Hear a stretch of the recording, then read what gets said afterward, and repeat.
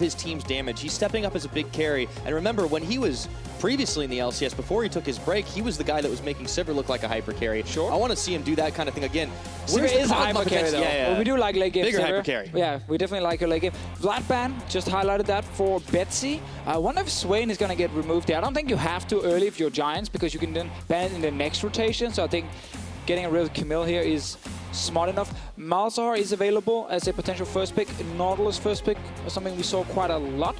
Yesterday, the strongest of the tanks in the top lane, especially with Gragas being banned, his value goes up.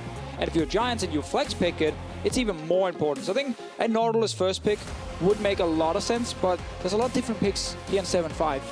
Yep, the Shen is banned away. That's one of those top tanks. It has been pretty popular throughout all of the spring splits. Giants having some time on the board. Flaxxish having a little bit of fun before he decides to take his lock. Yeah, that's a boring one, but it's okay. It's okay. We like it. Malzahar always good. Problem here is ROCCAT should be able to play Lulu. And Lulu right now is one of the strongest supports, and she already worked really well against Malzahar. Another option is still the Zyra, not as good matchup as it used to be, so I feel like ROCCAT will have enough answers to this Malzahar and can then grab preferred jungler, most likely a Graves, unless we see Maxlore Lee Sin again. But there is also the Tahm Kench. That's going to get locked in fact, and they take the Graves as expected, more likely for Maxlore. Okay, Tahm Kench, also strong. I do like me some Lulu. Go things like Lulu Caitlyn as an example against a Malzahar, Lulu Ashe, and like that laning phase is won by ROCCAT straight away. So they do value the Tahm Kench, and this is just a preference for the team, and not something we will see every team do in Europe. No, but does this give away anything for ROCCAT? Does this say, oh, we want to take something a little bit different, mix things up because we're adding some protection in early on? It's hard to say. Rumble, we expect to be top. He's one of the safest picks right now. Doesn't really have like any hard counters. We have seen some Renekton picks against him with like a strong early game jungler, and you just camp the Rumble 24/7. Gnar has been picked into Rumble as well. There are definitely picks to take into this matchup, but none of them kill the Rumble. None of them destroy the Rumble completely unless they get the jungle help. I want to see if AD carry comes in, and we'll beat the Jhin. So this is the kind of pick and ban phase that could have happened on 7.4, 7.3 almost as well. Not really anything new. Maybe in the next rotation, Pyro, we get to see something spicy. We'll have to find out. Let's see what ROCCAT take. Do they want to take that pick up against the Rumble in this rotation? Do they want to take their AD carry? I think give me Renekton here. I think Renekton against Jhin is also fine. This is the other one we mentioned with the Gnar. It's also Phaxi. Yeah, it's Phaxi pick. It's Phaxi. Also, Graves was already locked in, and we've seen this Graves Renekton combo. It's hard to dive because Graves just kind of shoots into the tower instead of the enemy champion. So Gnar requires less early game focus. Makes sense here for ROCCAT overall. A fine first rotation. And the Talon ban comes out. That was something that Knight took a few weeks back. And there's your Swain ban. There we go. We talked about it. Said they would save it. And they did. So there's some things like Syndra, Orianna, like picks that are really, really strong and safe right now that ROCCAT can take in their first rotation. So that's kind of a good thing. If you're known for like Swain, teams often have to use a ban on it when there's actually a lot of high tier picks left that you can still play. Imagine getting a Syndra and then seeing the enemy ban away a Swain is like, yeah, sure, you removed that one pick, but I got like one of the best right now. So I think if you're ROCCAT, there's so many good options for mid lane. Good individual banaways. There's the Ziggs ban, actually. It's on Giants' side, and they'd already taken their AD carry, so wanted to deny the potential of Hjarnan to play that one, and now it's back to ROCCAT. What are they going to lock in for their first? Will it be the Syndra or something similar? I think Syndra or Orianna if you want to pick mid here. If you don't want to pick your mid laner because you want to counter pick, then you obviously have to go for AD carry, which is also perfectly fine. Varus is available for Hjarnan. He's played it a lot. Sivir is another one that fits really well with like what they have so far. So and he does it. We get it. Glad to see Hjarnan and myself, we think alike. Yep, he's played a few games of Sivir so far this split. Obviously a lot more Varus when it was just the Jhin Varus all the time. But he still picked that one up, so they'll have a pretty solid mobility. Look at all those champions on the ROCCAT side to chance. Is this Rumble jungle or Nautilus support? Is it going to be locked in? 8 seconds. Probably going to be Nautilus support then for our good friend Hustlin Beast. Now that he's against another tank in the bottom lane. Obviously, it does suck a little bit for Nautilus when he does try and ult someone, and Tahm Kench can ruin the day, but it's going to be a fine matchup. Actually, yeah, there's a Malzahar support, so...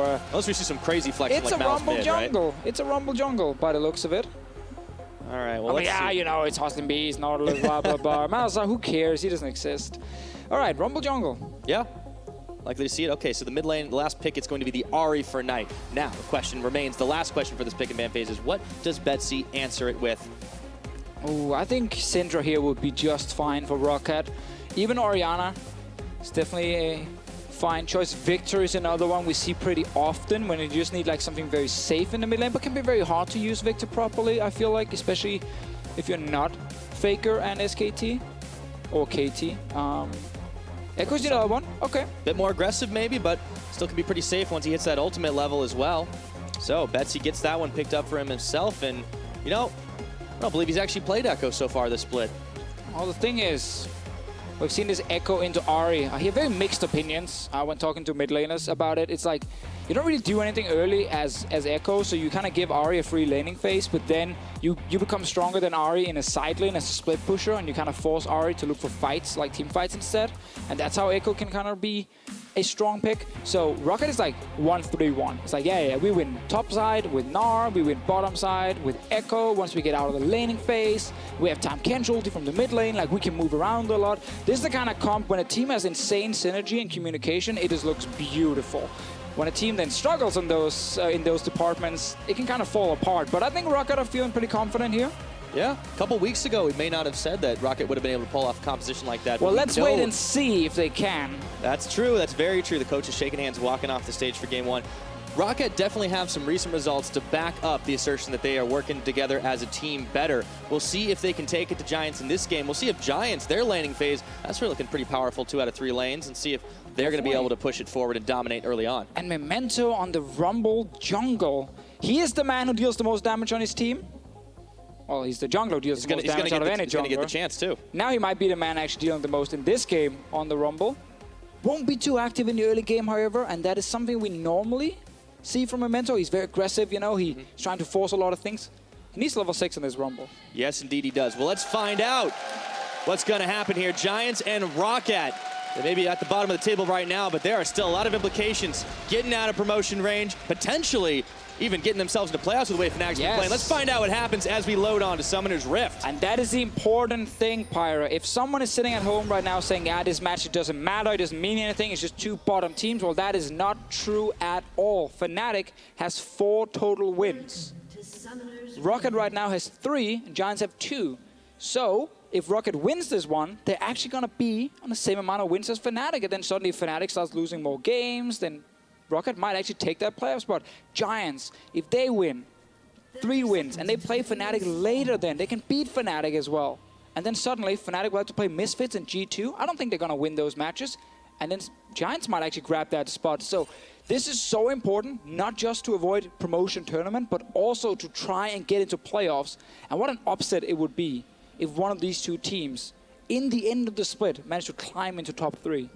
It could certainly happen, and we haven't had too many upsets in the spring split so far, but you know, this is the chance for it all to kind of start changing. After ROCCAT beat Fnatic, it seems like a lot of things are on the table for a change. Yeah, we've had 1. You just mentioned that was it, yeah. ROCCAT taking down Fnatic was the first time a bottom 4 team beat a top 6 team in the EU LCS here in 2017. Unheard of if we compare to previous splits where our top teams would be inconsistent, you know, they'll drop games left and right to the bottom teams. We never really knew who was going to win. This split, we've had some very, very good top teams, if you look at just like in Europe. And they've been able to consistently take down every other team whenever they face them. Yep. See if the times they are in fact changing. But right here, this is a very close matchup with Giants and ROCCAT. Of course, ROCCAT riding a big wave of momentum for themselves with those 3 victories over the last few weeks. Giants had a rough week themselves. Had to bounce back and beat Origin after the remake situation happened earlier on against Vitality. Yeah, definitely a tough spot to be in if you are Giants, because you were playing so well. But yeah, Origin going down, important. You need that win. Also for confidence, something we talked about on the analyst desk yesterday with Chachi and Odoamne, and they're both saying, you know what, one of the reasons some of these teams here in Europe can, you know, look really good and then maybe look a little bit shaky sometimes is like it's confidence, a lot of it. Chachi was mentioning that like sometimes you just got to get that 1 win, and then suddenly you feel like everything is working again and you trust in your teammates. Both these teams are coming off wins, so this might be the best we will actually see ROCCAT and Giants play.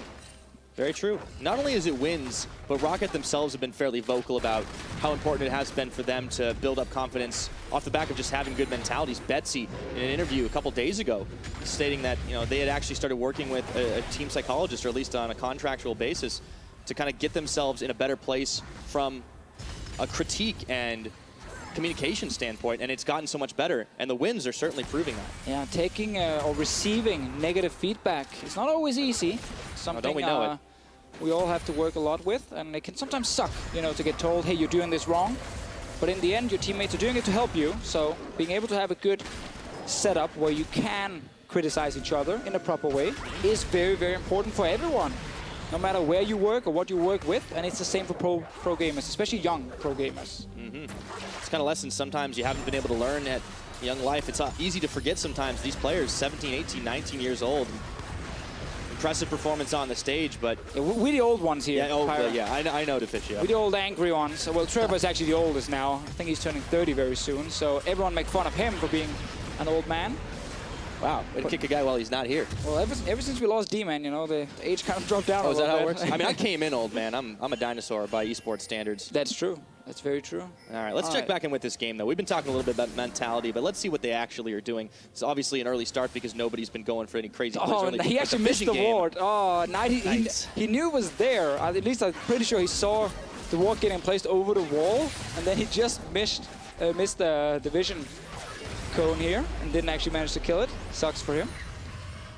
All right, so lanes, as we were somewhat getting to, very slowly. Top side. We're buckling in for what could be a long one for sure. Very slow and steady. Maxlore and Memento. This is the classic. Fight over the Raptors. Get the experience. Kill the small ones. Junglers finding each other. Maxlore throwing down the control ward, and he's going to win the Raptor fight. We talked about Memento needing level 4 to really make the big plays early, but typically he has been the guy that's been making the early action happen, and maybe, just maybe, can send out those electro harpoons a little earlier before he has the ultimate available. Yeah, sometimes when people talk about, who should you watch on some of these bottom teams, there are no stars. Well, then we're trying to make stars. And I think Memento has become a bit of a star jungler for Giants. Look at these stats here. It's like his numbers on this team. So in terms of amount of kills he's getting, 30%. That is the highest out of any jungler. Average is 22, so that's pretty insane. Kill participation, he's part of almost everything. The highest as well for junglers. And then the damage percent. This is how much of his team's damage he's dealing compared to every other jungler in the league, and it's 3% above the average jungler. So this guy is so important for Giants. Whenever he has a bad game, the team loses. Like, he needs to be on form for them to win. He's on a very high damage dealing jungler right now, but obviously a jungler where you can't really gank so effectively, you can't really help your lanes. Luckily for Giants, everything is going pretty slow and steady. No one is actually falling behind. And that's great when you have Rumble in the jungle, because his team fighting is obviously fantastic. Yeah, Giants definitely no strangers to being able to take it slow and steady for the early game for sure. And if they can get to that point where Rumble can start getting the fights off, that can be a good position for them. HeaQ and Hustlin getting the push on as expected in this bottom side when you've got a melee support versus a ranged. And it looks like ROCCAT definitely being the crowd favorite for the time being, though. Well, dropped one when you said it, from 59 to 58. I cursed jinxed it. ROCCAT losing every single fan now. Maxlore will find a ward as well. Back to the lanes, though. We never got to talk about them. Obviously, Phaxi with the counter pick on top side will have pressure for basically the entire game. It's all about getting Nautilus out of the lane into a fight where he's going to be stronger, more reliable than this Gnar, who needs the Mega Gnar, otherwise fairly useless in a fight. Betsy, though, just wants to get past laning phase, wants to get to a side lane on this Ekko, and he becomes one of the strongest split pushers in the game. Because not only does he have damage, he has mobility. You can't really catch him, he can jump you every time, and if he's like, oh no, this was bad, boom, jump back with his ulti, and he's fine. So he's so annoying to play against in the side lane. And Knight will have a tough time then. Yeah. He's even got the teleport, of course, getting in and out of there a little quicker. Talked about this matchup in the laning phase may not necessarily be the most explosive, but the junglers could definitely change that. Pings were flying onto Maxlore as he was spotted by Knight. Checking back in on the bottom side. It's still just going to be a farm fest for the time being. Staying pretty even. There's not a huge farm differential. But here's what I want to see, Pyro. I want to see Giants with this Malzahar get level 6 and then use the Nautilus teleport, which is, again, way better than a Gnar teleport. Because Gnar, they can just time it around a mini Gnar and say, okay, let's make a play on bottom side.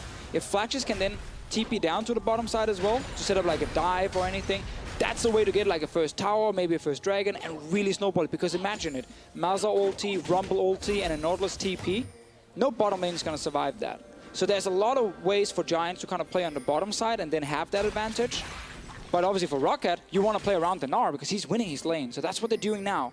Ekko and Graves, both on top side. Flaxxish, my friend, you're pretty damn doomed. Yeah, he does get the knock up onto Maxlore, but in comes Gnar. He's going to juke it all out, but they gnar him into the wall and blow him away. It's not first over. blood. It's not Here comes over. Knight. Charm doesn't land, but Memento, he's barbecuing down Betsy. Phaxi's going to fall. It's Memento that claims it on the last tick of that flame spitter. In comes Knight one more time, flashing and dashing, and that's the return on the Orb of Deception. 2 kills for Giants. Yeah, I love this response here from Giants. They knew that ROCCAT were looking for that play on top side. They had a ward down as well. Knight was moving, Memento was on his way. We just highlighted before how important it is for Memento to get a good start for this team, you know, getting the kills, being part of almost everything they're doing. Him getting a kill and an assist on his Rumble is fantastic if you are a Giants fan. And it backfires a little bit here for ROCCAT. Let's take a look at it one more time. The setup for Maxlore and Betsy look good. Yeah, it's already been pinged multiple times. Classic solo queue pings right here. Maxlore is going to get spotted on the ward, so Flaxxish is just trying to buy time. That's why he flashes. He knows he's going to die. But it's like, how fast am I going to die? How many things do they have to use to kill me? So him getting 2 ultis is fantastic, and then obviously the rest of Giants can join. And also, the fact that Knight gets a few kills, we want to see this man shine again. I missed the Knight of last split a little bit.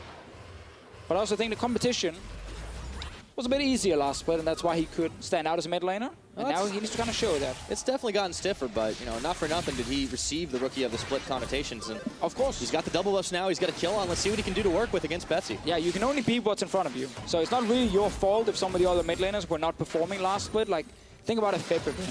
Fibrin 2016 was not the greatest thing ever.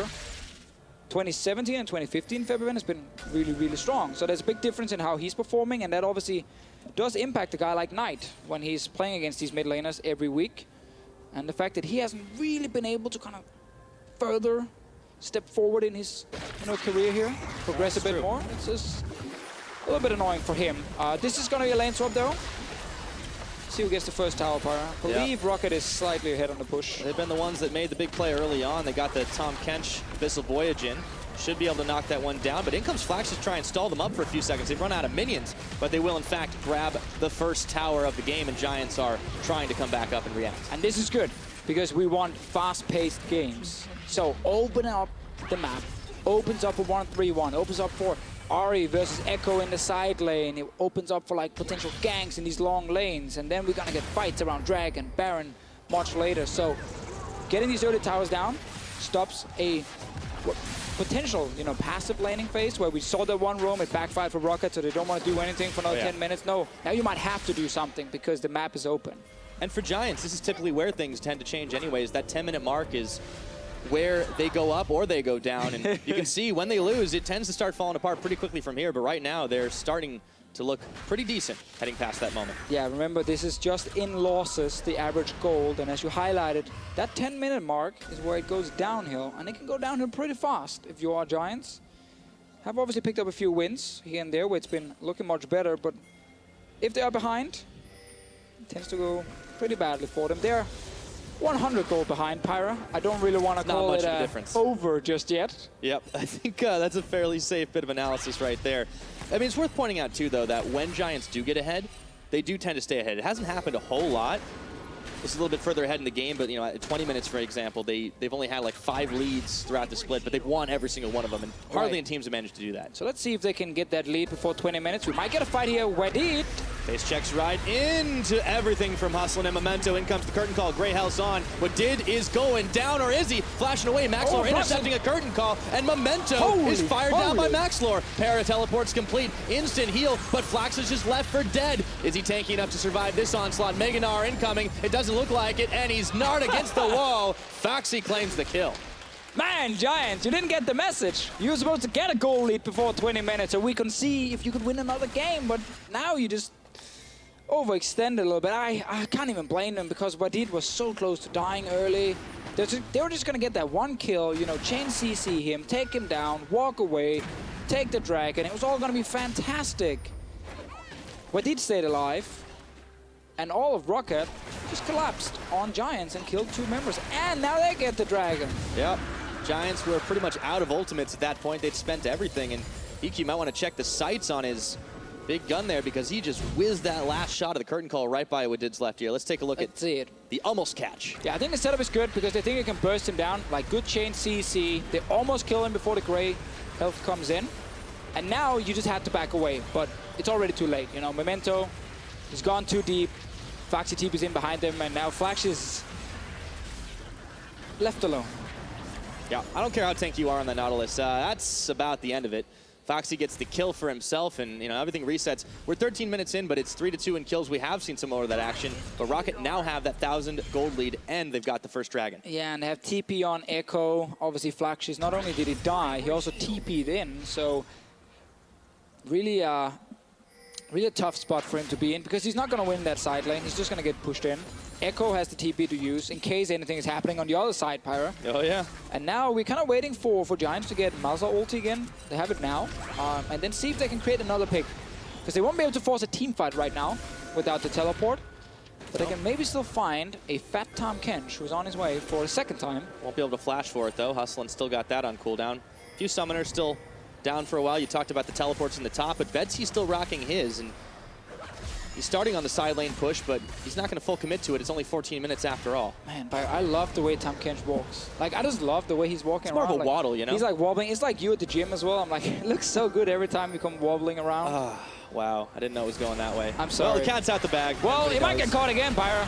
Let's see if he can get his gray health off this time. He does. On the hunt goes through, and now Giants, it looks like round 2, but they take Wadid down this time. How much are they going to lose for it? It's Hjarnan picking up Hustlin. HeaQ loads the curtain call, but there's no one in the back. Betsy dives in, snaps back, and Hjarnan with a double on the boomerang. Knight's going to flash the wall here. In comes Betsy following through, waiting for that timeline winder, loading it up. He dashes in for the phase dive. There it goes, the boomerang, and the triple for Hjarnan. Oh my God, this is so good for ROCCAT. Again, it's Giants trying to create that one pick. We said it, you know, they were looking for Wadid one more time with the Malzahar ulti and everything.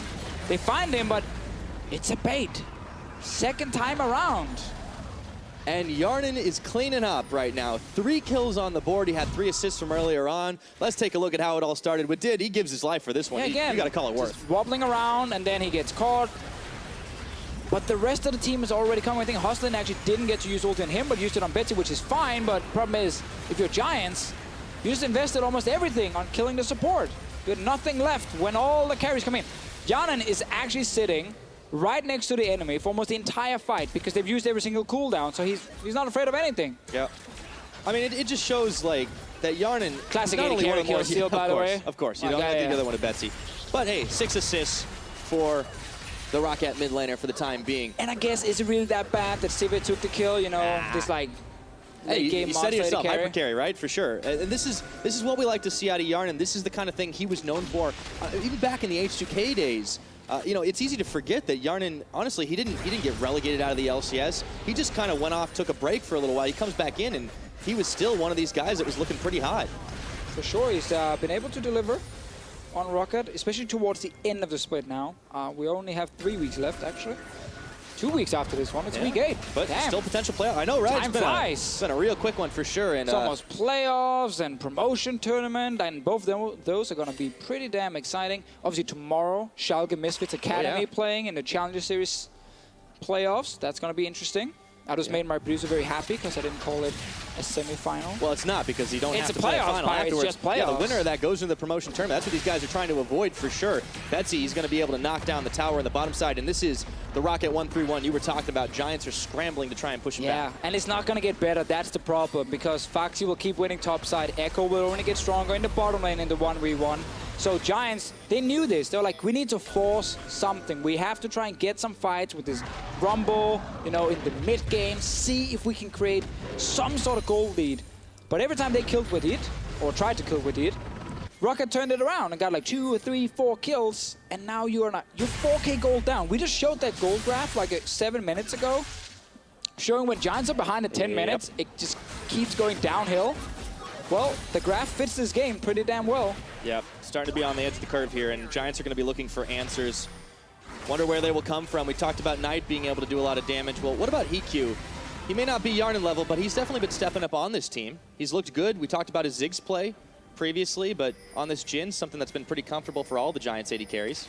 Yeah, I think HeaQ overall has been like one of the guys kind of flies under the radar, but he has actually gotten much better during the split. Didn't get to see a whole lot in the start, but now I feel like his laning phase has been fine together with Hustlin. I think his teamfight presence has been pretty good as well. Like the stats aren't standout. Obviously, it's been a long split for him, but he's a rookie. He's a very young guy. And I think he's here to stay. And Giants can be pretty happy with the AD carry. Problem for Giants really been team play. Like more than anything. So often have we seen them actually go toe-to-toe in the early game, or maybe even get a small lead in the early game. We saw that last week as well.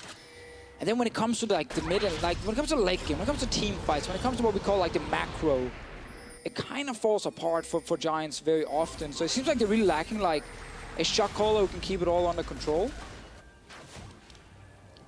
Maybe they have to find that. I mean, it's hard. You need to be able to develop that in somebody, and when you have a lot of young players, you know, who is it going to be? Is it going to be Memento, who steps up early on in the game and is still pretty critical later on, even if they have trouble? Maybe that's the guy they need to look to. You can't force it. That's the problem.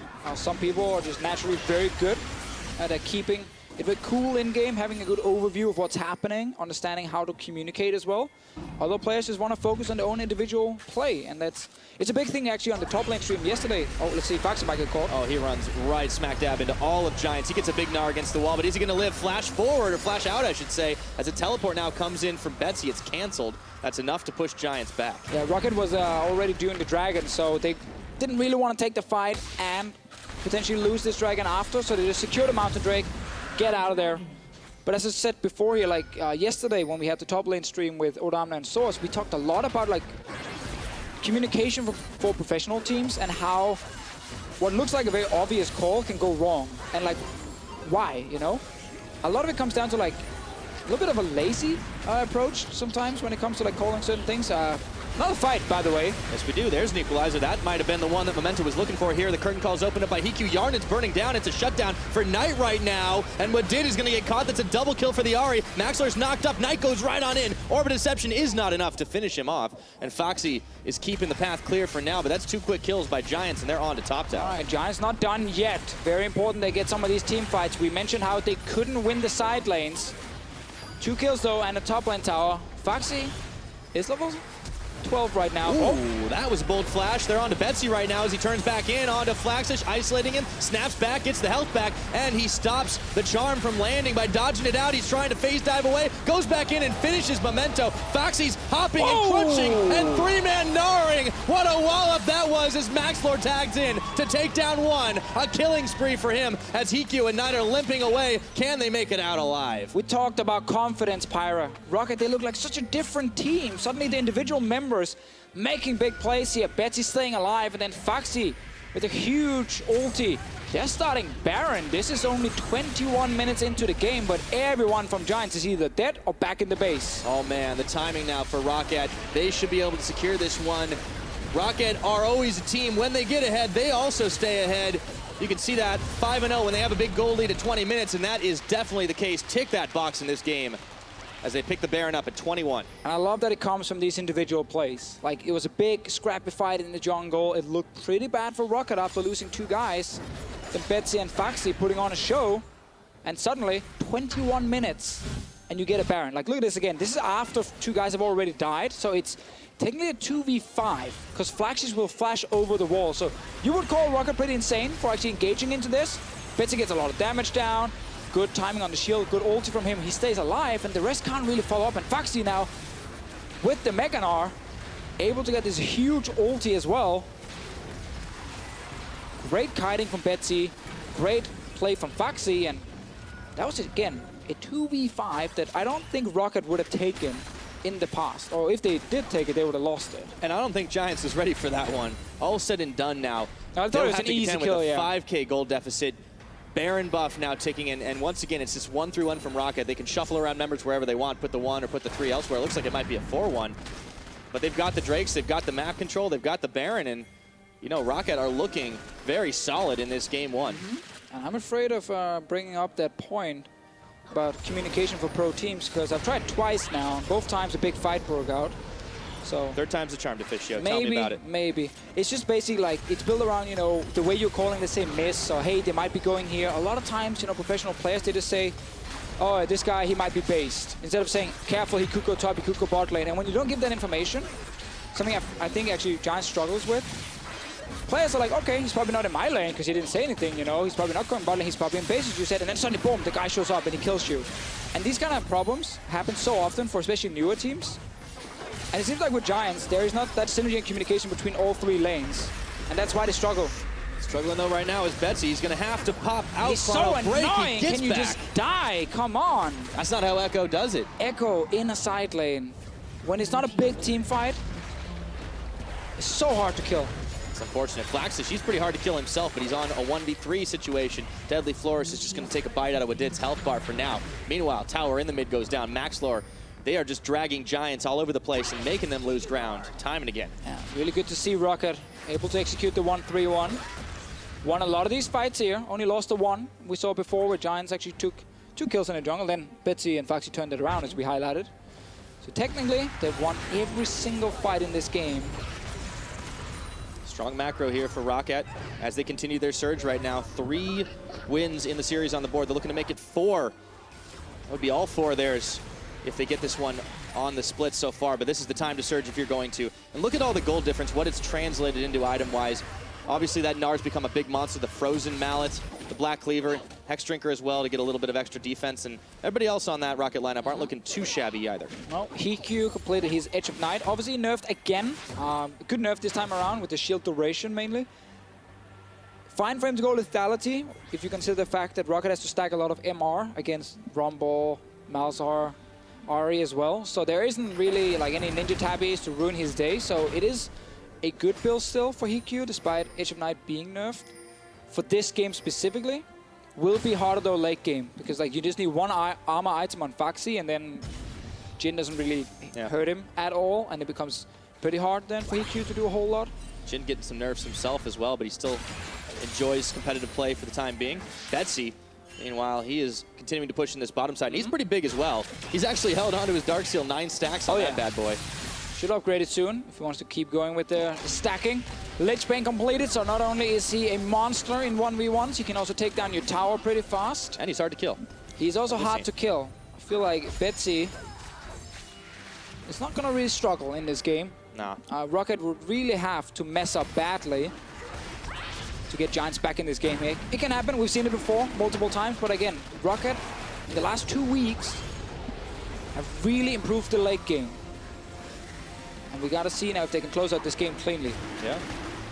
I'll need to bring that recent experience to bear here as we get close to 26 minutes on the board. They continue to push that gold lead. They also grab themselves another dragon. It's an ocean. They've got a lot of regeneration on their side. But what is the end game plan? They keep the 1-3-1 going. It seems to be the case. Yeah, so first Baron very often will give you just the outer turrets. It's really hard to break into the base early.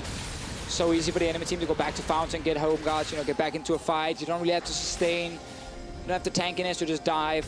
So second Baron is always what you're waiting for to kind of close out the game or get the inhibs that wins you the game after. So ROCCAT will play around the second Baron now. Again, continue pushing all 3 lanes, set up for that Baron, and then force Giants to come and face check. That's why Giants is on the way to get some early wards down. It's not the most exciting thing in the world when people contest the vision around Baron, but it is very important, Pyra. It's the start, though, of a very exciting thing, the very traditional European Baron dance. We know it well. It used to be way worse. It used to be 10 minutes of 2 teams looking at each other near the Baron, and no one would hit each other for 10 full minutes, and you'd just be like, yeah, here we are. And then someone would throw the Baron anyway, and you'd be like, welcome to Europe. I mean, they got better at the steps. Yeah, yeah. It comes with practice, Those right? are years ago, years ago. Yeah, you're dipping way back into your LCS days, right? Yeah. Around that time, it was a simpler time. It was a simpler time. It was a tough time for me, though, when I started casting and I had to fill for those 10 minutes with a potato in my mouth. And everyone was just kind of waiting for someone to die. All right, now, we might be waiting for someone to die as well. Giants, Baron they don't want to to face check, though. They've not got the vision still, because ROCCAT have invested a couple of control wards keeping it from happening. Hey, Pirate, did you know there was a patch change that made the Rift Scuttler eat the honey fruit? What? I know, that's crazy. It's actually eating all of them so right he's now. he's actually not on the bottom of the food chain anymore. No, he's not. The honey fruit is. Oh, wow. Today I learned. Today you learn. I mean, he's got to get some nutrition every now and again, right? See, He can't just be wandering around for nothing. A lot of people wonder why did I say that? Because they didn't watch the Crepo and Deficio cast last week. He caught me. I gotta give some context there because they're gonna be like, why on earth would he bring that up? Is he an idiot? Yes, I am, but it's part of a little thing me and Mitch had. And now you're my Mitch. Okay. You're one of my was a Mitches right play-by-play now. last week, so hey, Yeah. I'm stepping into those shoes. You've been play-by-playing today. You guys are basically the same. Probably lift the same as well. Like, I feel like... I think I still got a ways to go before I catch that one. But okay. Let's zero back in on the game because the Baron has hit the Rift again. And now, let's see what ROCCAT do to bait this one out. They have the jungle of giants completely lit up right now. The lanes, they have everything set up. Should just go kill this Rift Scuttler though, get the buff as well. Don't let him eat the honey fruit. Yeah, just get that movement speed buff. Oh, he's Hjarnan on the hunt. He's a beast. They've caught Memento. He's going to have to flash the wall, but look who's behind. It's Phaxi. Betsy, though, gets equalized, or taken down, I should say, as the equalizer falls on top of Maxlore. That is a one-for-one trade jungler from mid, but ROCCAT, they're not looking so hot right now. Wadid having to tank the front. In comes Phaxi. He's nearly got Gnar. It's about to pop. Hjarnan gets spat back out on Flaxxish, who has to flash away, but now Giants are on the retreat path. Wadid takes the Blast Cone Express out to relative safety, but in comes Wadid to cut him off once again. The tongue lashing and flashing forward. He's gonna get nommed up and taken down to 0. ROCCAT still win the fight. In the Empire, they win the fight. It was a close one though, because ROCCAT lost Betsy so early. No QSS on the Ekko. Hustlin took him down with the rest of the team. Let's see, HeaQ, he thinks they're on Baron. Stepping in. Look at that 5 seconds Edge of Night. It's not as cool anymore. It's running out now. Decidedly less broken than it used to be. Definitely less broken than it used to be.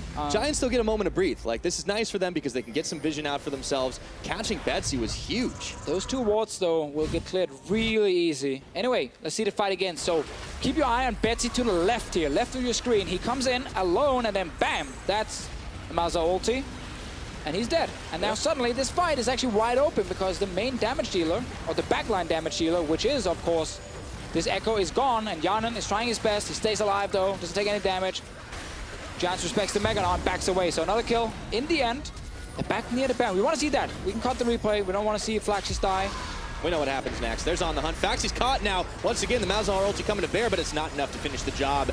Betsy's in on 1v4. He goes right back in, and Phaxi kills, and that's going to be Betsy snapping right back into the fight. Knight's getting blown down to 0. Shut down by Flaxxish. Hjarnan takes a kill. It's 3-2-0 right now as HeaQ is limping away. Wadid spits Phaxi out. Gnar hopping and crunching, gets a wall up. They'll finish the job. Even Wadid gets a kill. Why the hell not? Much better fight. This time around, Phaxi was the man who received the Malzahar ulti and didn't really do a whole lot against him on all the AMR. So this time, Betsy got to the back line. And Hjarnan, 6-1-6. We said earlier that this man has delivered, especially in terms of the stats. You know, his numbers are great. This game as well, on this Sivir, he's never really in any danger. It feels like he's always moving just when he's supposed to and gets multiple hits down. Started this fight once again. So the Phaxi ult him. completed teleport. He has GIA as well. This is perfect. All of ROCCAT are cheering right now because suddenly no one is really at risk of dying. So Betsy goes in, ulti back, full HP. And the rest of ROCCAT, easy fight for them to win. Knight didn't get much of a chance to do anything. Yeah, nice tag in, tag out. We know the rest of this because they kept on chasing it through. 16-6 in kills right now. It's 31.5 minutes. That goal just keeps on growing. We know how the graph goes for Giants' losses, and this is definitely shaping up to be one of those. They would need some kind of miracle to come back at the moment. Exactly. Now ROCCAT with that second Baron, we mentioned how it's normally the second Baron that breaks into the base, gets the inhips. They have the 1-3-1 setup. Ekko with Lich Bane, he will destroy a turret. So let's see if they can actually do it. Wave clear on the side of Giants is mainly coming from Knight, so Betsy will get this bot tower pretty easily. Yep, should be able to do it. He's got ultimate, not just yet, I should say. Up at the top, Phaxi got the Gnar, nearly there. Flaxxish is not going to be able to push him back. Even the Riptide barely tickles the minions. And right now, ROCCAT are looking on course to finish off this base 1-3-1 all the way to the end, but Betsy's caught and taken out.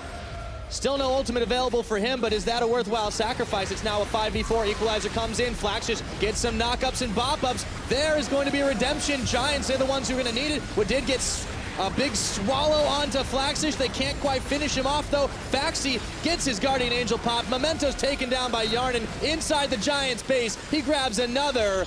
ROCCAT decide not to push their luck. They're rotating around and waiting for a minute. ROCCAT so far ahead that even in a 4v5, they can win the fights here. No ultis from Giants, important to highlight because they used them to kill Betsy. Rest of ROCCAT. EpicSkillshot! Whoa! Okay, that was a big ultimate now, and they're going to grab a couple more kills before taking down the last inhibitor of the game. Hustlin trying to hustle back to his fountain, but this is going to be far too little, far too late. ROCCAT continue their surge. They will grab game number 1, a convincing victory, and a stylish one too, over Giants, 1-0 on the series. Very, very good game from ROCCAT. Whenever Giants tried to do anything really, ROCCAT just responded instantly with more members. Like it was Wadid twice, getting called, baited, whatever, say it however you want.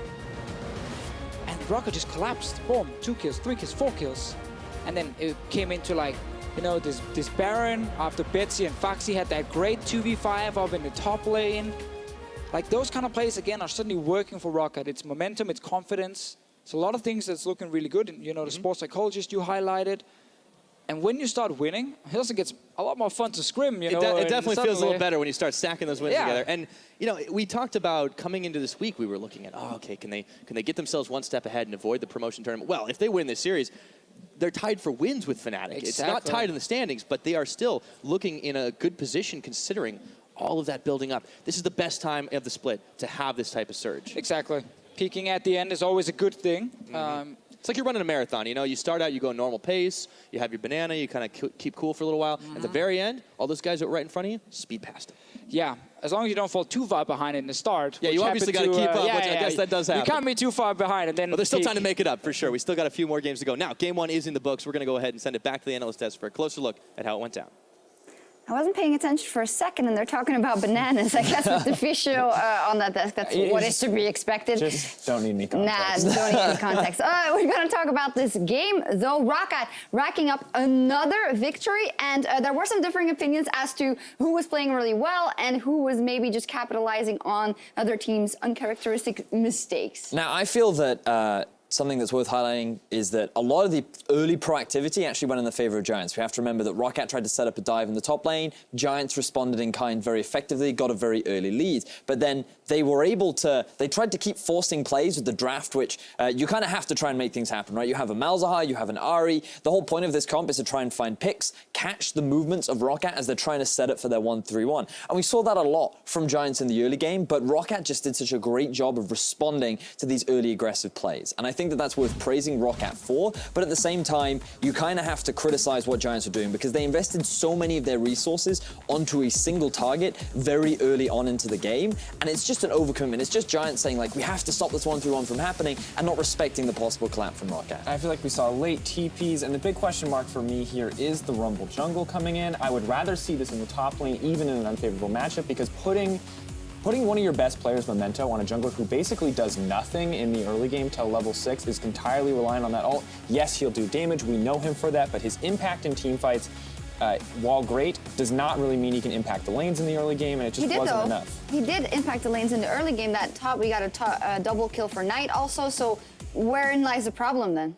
I mean, for me, it's just stylistically, I would prefer for him to have a champ where he can make plays, a champ where he can set up the team, and Rumble, while, yes, equalizer, insane damage output, it's not really enough for me for him to only have a single ultimate be the key for the team, because clearly Giants weren't comfortable playing around it. It was used poorly in many circumstances, and I feel like because of that, some of the times when they would set up a pick, it just didn't work out for them in the end. But I do think that that's really worth highlighting because the Rumble, I think the biggest issue I had was the Rumble with the Ahri. Like, if it was like Graves and Ahri, then it would have made more sense. If it was like Rumble plus an Orianna, that would have made more sense in terms of the duo. But you're picking a mid laner that's very much about getting picks and skirmishing. She really struggles to have an impact in team fights. And in the late game against an Ekko, she really struggles to maintain that same level of side lane pressure. And if you're going to pick a a mid laner like that's very much pick reliant and is all about skirmishing, then you need a jungler that can help support that, like a Graves, who can move into the enemy jungle, set up for these skirmishes, try and force these fights. And I think this is where we saw the disparity. The blind pick Ahri for me, which while it did get ahead in the early game, was not a great pick. And also, I don't think Knight had the strongest of performances on it. Yeah, that's what you guys were pointing out, and we have a specific replay to highlight that as well.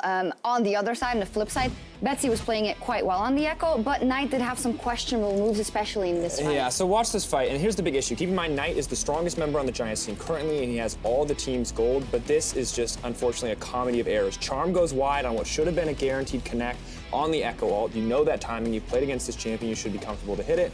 Misses multiple Orb of Deceptions, and when this guy should be your biggest damage output outside of a Rumble ult, you can't miss that, right? You're already behind in gold. You have to mechanically keep up if you want to win in team fights that you should be losing. It's just, it was not clean. It wasn't, but talk to me about what ROCCAT then did right in this game. I mean, ROCCAT did a great, they got a Baron, which was good, and then the thing that we were assessing was how cleanly do they close things out, because you heard the casters discussing something that ROCCAT have been getting better at is their ability to close out games, understanding how to use their lead. We did see a bit of a dangerous fight in mid lane, which almost went horribly wrong for them, but they very quickly realized their issues, and then they were very swift to be able to punish and force these engagements onto Giants, which they were not strong enough to be able to win. This is what's the most impressive thing to me about this game and about this ROCCAT, because you can say, well, these enemies are keep making these mistakes, and you know that the fights are very close, but I think after 2 times, ROCCAT probably said, well,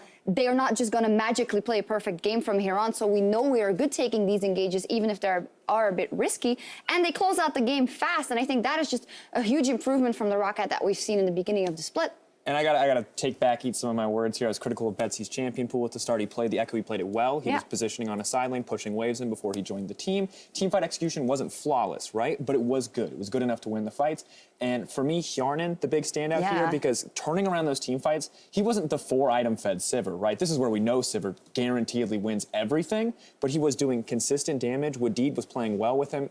Devoured him once or twice, few times he shouldn't have, but mostly very good play from the bot lane that, for me, I didn't really expect. No, Hjarnan also on the up and up, the entire team stepping up. So for you then, Vedius, you had a lot of trust in Giants coming in, think they were going to 2-0. So what would you like to see from them coming into game 2? I wasn't trying to call them out. No, I'm just saying, I'd like to see a little bit more synergy between Memento and Knight. I just feel that right now, those two in particular are not working together. We are seeing more movement from the support Hustlin with Memento, and it's just, I'd like to see more focus on, let's get Knight ahead, let's see if we can make movements into the enemy jungle with this duo, and I want to see a return back to what Giants has had success on. Maybe put HeaQ back on the Ziggs. Sieging compositions, having better team fighting seems to be something that Giants have had success on in the past that we're not seeing from them as of yet. All right, we will see what happens. We are going to take a quick break, but when we come back, it will be game 2 between Giants and ROCCAT. Don't go anywhere.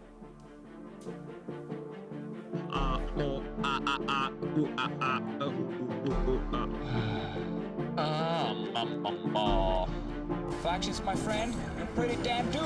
Yep, he does get the knock up onto Maxlore, but in comes Gnar. He's gonna flash juke it all out, but they gnar him into the wall and blow him away. Got him. Nice, he's burning as well. Good shit, man. With the flash. Yeah. Let's see if he gets great help out this time. He does. On the hunt goes through, and now Giants, it looks like round 2. Yeah, go fight. They're gonna lose for it. It's Hjarnan picking up HeaQ. HeaQ blows the curtain call, but there's no one in the back. Betsy dives in, snaps back, and Hjarnan with a double on the boomerang. Nice, man. Nice. Come in. Nice, and win this. Nice. ROCCAT continue their surge. They will grab game number 1, a convincing victory, and a stylish one too, over Giants, 1-0 on the series.